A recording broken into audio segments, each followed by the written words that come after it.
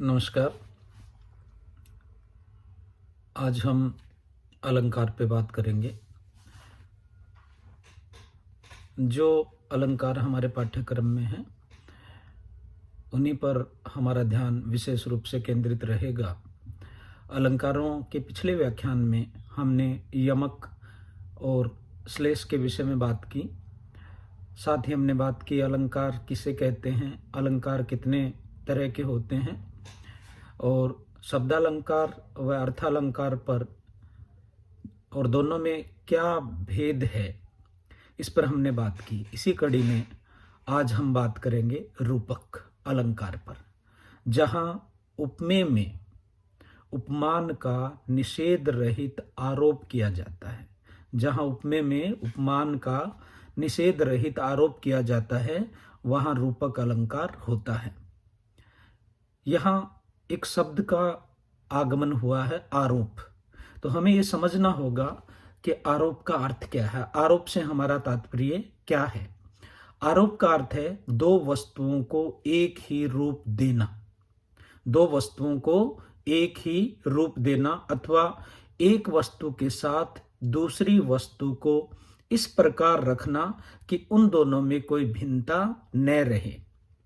इस प्रकार का आरोप अभेद अथवा तादात्म्य ही या एक रूपता ही रूपक अलंकार की पहचान है। वैसे तो रूपक अलंकार है, तीन रूपों में हमारे सामने आता है, निरंग रूपक, सांग रूपक, परंपरित रूपक। तो हमें ये समझना है कि जहां दो वस्तुओं का इस तरीके से वर्णन किया जाता है कि उनमें तत्वतः कोई भेद होते हुए भी उनमें भिन्नता ना रहे, तो वहां कौन सा अलंकार होगा?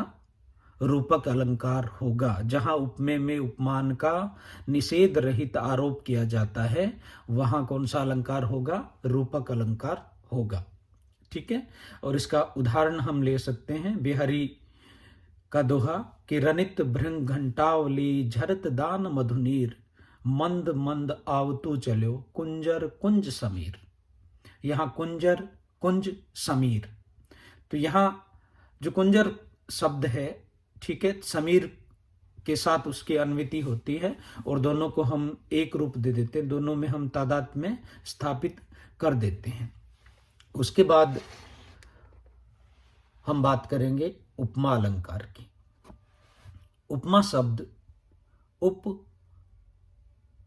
व मा के योग से बना है, जिसका अर्थ है उप अर्थात समीपता से या निकटता से, और मा का अर्थ है मापना अथवा तोलना।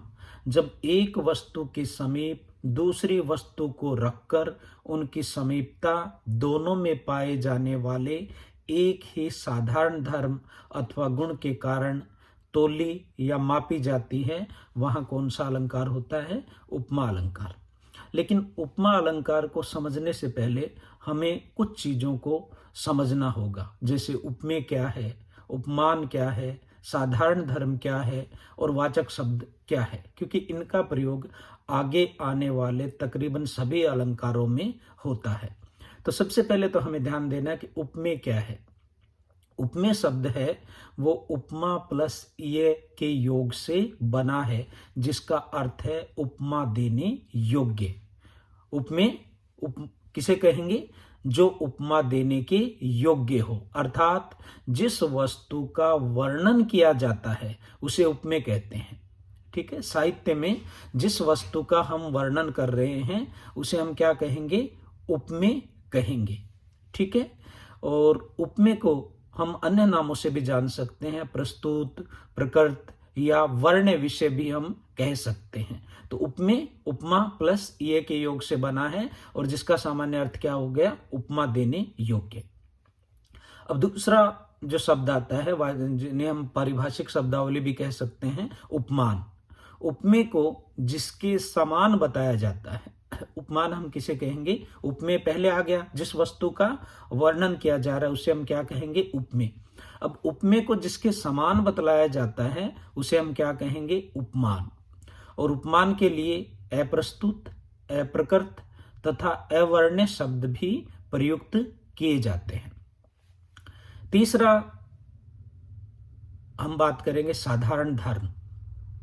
दो वस्तुओं में समानता प्रतिपादित करने के लिए उन दोनों में पाए जाने वाले एक जैसे गुण का जो उल्लेख किया जाता है उसे हम क्या कहेंगे? साधारण धर्म। दो वस्तुओं का उपमेय और उपमान का वर्णन तो हम कर रहे हैं, लेकिन ठीक है, उनके भीतर जो समान गुण है, ठीक है, उस समान गुण को जिसका हम उल्लेख कर रहे हैं उसे हम क्या कहेंगे? साधारण धर्म। और एक शब्द आता है वाचक शब्द।